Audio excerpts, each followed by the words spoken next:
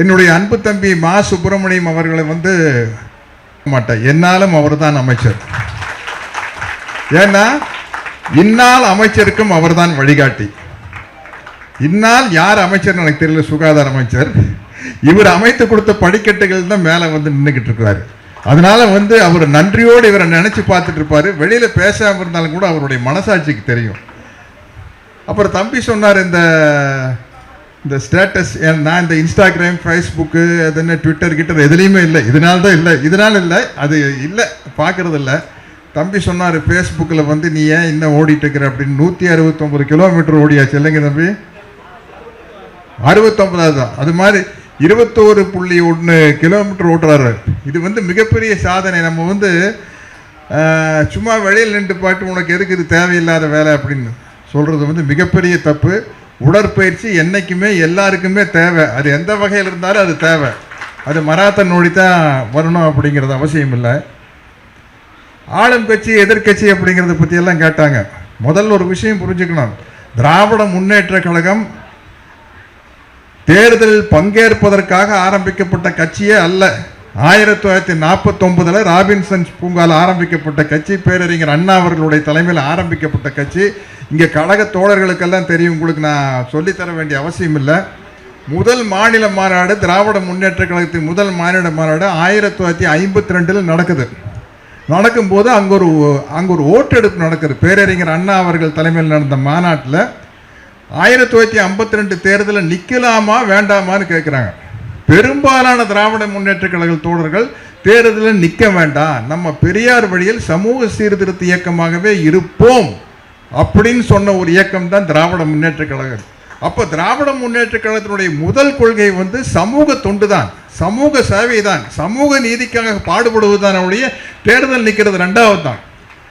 அதற்கு பிறகு 1957 நடந்த தேர்தலில் திராவிட முன்னேற்ற கழகம் போட்டியிடுது. போட்டியிடும்போது 15 இடத்துல தான் ஜெயிக்கிறாங்க. 1957 62 50 தொகுதியில் திமுக ஜெயிக்குது.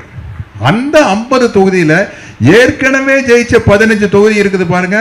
அந்த 15 தொகுதியிலையும் திராவிட முன்னேற்ற கழகத்தை தோற்கடிச்சே ஆகணும் அப்படின்னு அன்றைய ஆளுங்கட்சியாக இருந்த காங்கிரஸ் கட்சி கங்கணம் கட்டிட்டு இறங்கி 50 இடத்துல ஜெயிக்கிறாங்க 62. ஆனால் அந்த 15 இடத்துல தோத்து போகிறாங்க, தோற்கடிக்கப்படுறாங்க. அதற்கு பிறகு 1967 கட்சி ஆட்சிக்கு வருது. இதுதான் திமுகவினுடைய வரலாறு.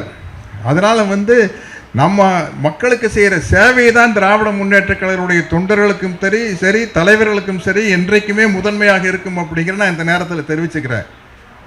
கலைஞர் அவர்களுடைய பேரால் இந்த நடக்கிற இந்த நிகழ்ச்சி, அதாவது திராவிட முன்னேற்ற கழகத்தின் முதல் விஷயமே வந்து இடஒதுக்கீடும் படிப்பும் சமூகத்தில் கீழ்நிலையில் இருப்பவர்களை மேல்நிலைக்கு கொண்டு வருவது தான் அவங்களுடைய முதல் கொள்கை.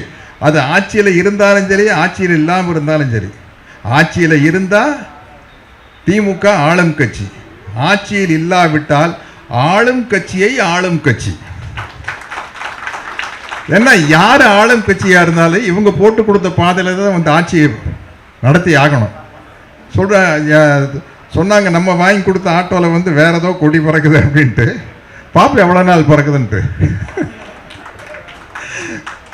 வேற ஒரு சிறப்பான ஒரு பூங்கா, செம்மொழி பூங்கா உருவாயிட்டு இருக்குது. இந்த குதிரை ரேஸை நிறுத்துறதுக்காக வந்து கோர்ட்டில் போய் ஜெயிச்சு மறுபடியும் எங்கள் குதிரை ரேஸை ஆரம்பிச்சிட்டாங்க. நம்ம முத்துவேல் கருணாநிதி ஸ்டாலின் அவர்கள் வந்து முதல்வராக இருந்த பொழுது, நீ அங்கே மைதானம் இருந்தால் தானே ரேஸ் நடத்துவேன், மைதானமே எல்லாம் பண்ணிட்டேன், என்ன பண்ணுறேன்னா அங்கே ஒரு செம்மொழி பூங்கா அமைக்கிறதுக்காக ரொம்ப அற்புதமாக அருமையாக ஒரு செம்மொழி பூங்கா உருவாயிட்டு இருக்குது.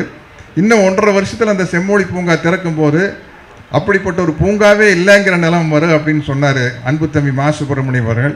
அநேகமாக அந்த பூங்காவை நம்ம வருங்கால முதல்வர் முத்துவேல் கருணாநிதி ஸ்டாலின் அவர்கள் திறந்து வைப்பதற்கு கூட வாய்ப்பு இருக்கிறது. ஏன்னா அவரால் உருவாக்கப்பட்ட பூங்காவை அவரே திறந்து வைக்கும் ஒரு வாய்ப்பும் கூட இருக்குது அப்படிங்கிற எனக்கு ஒரு மிகப்பெரிய நம்பிக்கை இருக்குது.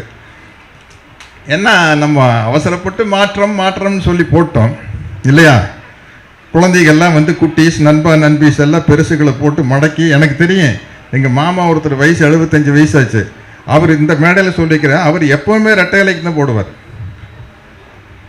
நான் கேட்டேன், ஏங்க நாங்கள் தலைவர் காலத்துல எம்ஜிஆர் காலத்துல இந்த ரெட்டை இலை தாங்க, இந்த தடவை யாருக்கு போட்டீங்க, இந்த தடவை விசிலுக்கு போட்டேன். ஏங்க அப்படிங்க, என் பொண்ணு வந்து அடம் பிடிச்சி போட வச்சிருச்சுங்க. ஏங்க அதுக்காக வந்து உங்கள் ரெட்டை இலையை விட்டு கொடுத்துட்டு போடலாமா அப்படின்னாரு. இப்போ அதே பொண்ணு அடம் பிடிக்குன்னு நினைக்கிறேன். அடுத்த தேர்தல் வரையில் உங்களுக்கு எந்த கட்சி எந்த சின்னம் பிடிக்குமோ அந்த சின்னத்தில் போட்டுருங்கன்னு அடம் பிடிக்கும்.